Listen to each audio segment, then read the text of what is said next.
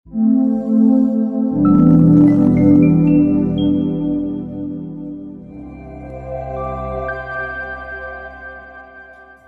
sahabat Arta Tama, berjumpa lagi di channel Arta Tama TV.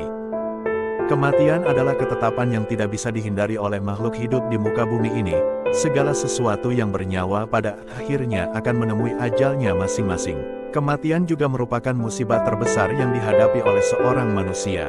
Ketika ajal sudah di depan mata, maka kehidupan seorang manusia telah mencapai akhirnya.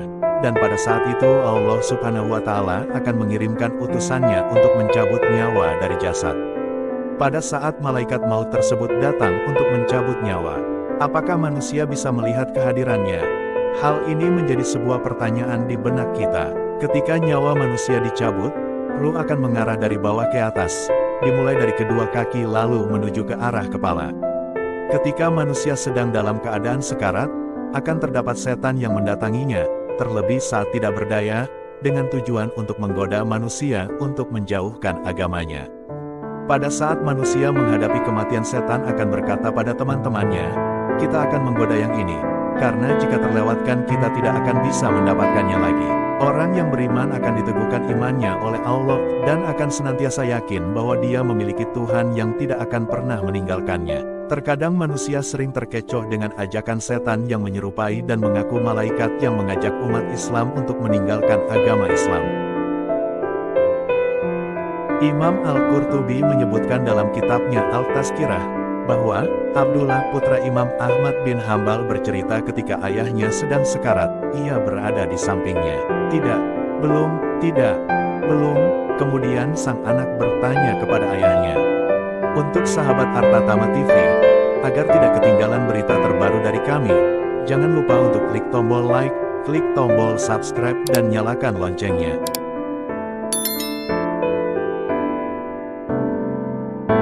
Apa yang ia lihat? Lalu ia menjawab, "Sesungguhnya setan berdiri di sampingku dengan menggigit jarinya." Setan berkata, "Wahai Ahmad, engkau telah lolos dariku." Maka aku pun menjawab, "Tidak, belum, sampai aku benar-benar meninggal." Abu Ja'far Al-Qurtubi menceritakan sebelum dijemput ajalnya, aku didatangi oleh dua setan dari sisi kanan dan kiriku. Keduanya mengajak untuk mati di agama yang tidak ia peluk, atau non-muslim. Sebagai umat muslim, hendaknya kita mempersiapkan hal-hal yang akan membuat kita teguh pada ajaran Islam, agar nantinya iman kita tidak goyah saat digoda setan.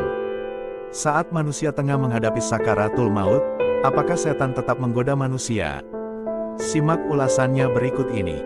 Dilansir dari Detik Hikmah, dijelaskan bahwa setan akan tetap mengganggu manusia, bahkan saat sakaratul maut. Keterangan ini didasarkan perkataan yang pernah disabdakan oleh Rasulullah SAW dalam hadisnya. Hal tersebut menjadi bukti bahwa setan tidak pernah mau kehilangan kesempatan untuk mengganggu manusia, meski dalam situasi apapun. Diceritakan Jabir ibnu Abdullah yang mengutip sabda Rasulullah SAW, setan bahkan hadir ketika seseorang meninggalkan remahan sisa makanan yang dimakan. Sungguh setan mendatangi salah seorang kalian dalam setiap situasi dan kondisi, bahkan pada saat makan. Dan jika kunyahan makanan salah seorang kalian jatuh, hendaklah ia membersihkan bagian yang kotor lalu memakannya, dan tidak membiarkannya dimakan setan. Jika ia telah selesai makan, hendaklah ia menjilat jari-jarinya, karena ia tidak tahu di makanan yang mana terdapat keberkahan. Menurut pendapat Dr. Umar Sulaiman Al-Asigar yang dituliskan dalam buku Ensiklopedia Kiamat, setan seringkali mendatangi manusia pada saat-saat genting. Setan bisa menyamar menjadi ayah, ibu, atau orang lain yang dikenal sembari memberi nasihat yang menyesatkan seorang muslim.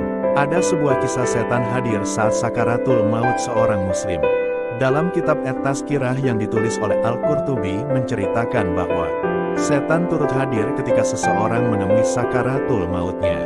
Terkait hal itu, Abdullah juga mengisahkan bahwa setelah mengusap jenggot ayahnya yang menemui ajal dengan kain lap, tiba-tiba ayahnya tersadar dan berkata, "Tidak, enyahlah. Tidak, enyahlah," sambil menunjuk dengan tangannya secara berulang-ulang. Abdullah pun langsung bertanya pada ayahnya, apa yang dilihat olehnya.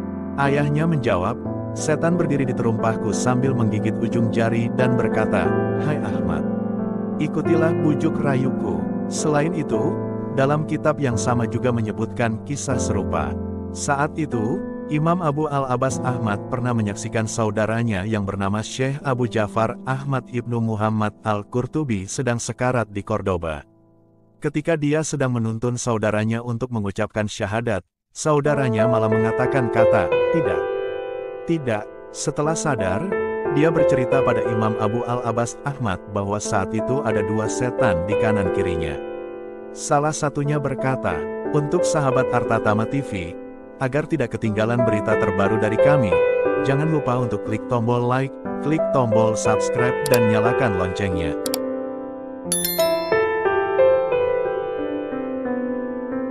Matilah dalam keadaan beragama Yahudi, karena Yahudi adalah agama terbaik.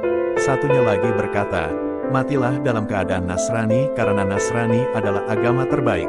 Terkait hal tersebut, Ibnu Taimiyah dalam Majmu' al-Fatawa menafsirkan kisah dari hadits di atas bahwa gangguan tersebut tidak berlaku sama bagi tiap orang.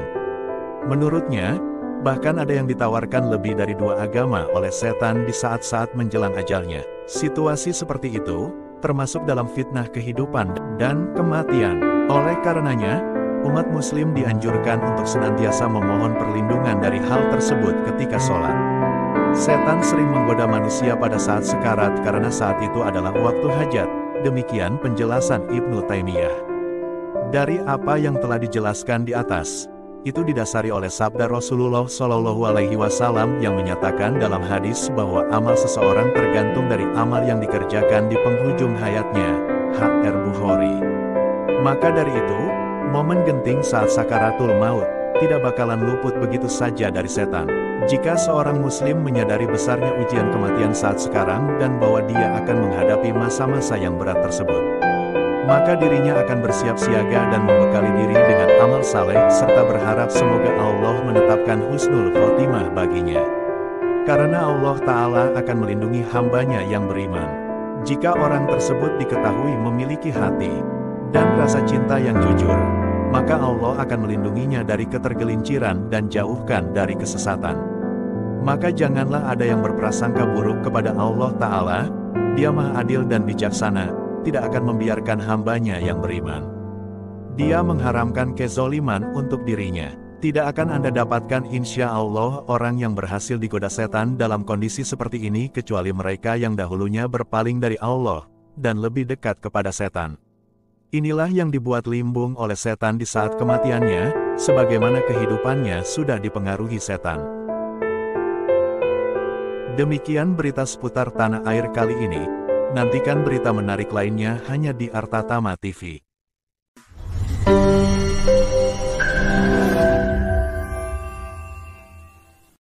Terima kasih telah menonton video ini. Jangan lupa like, share, komen, dan subscribe.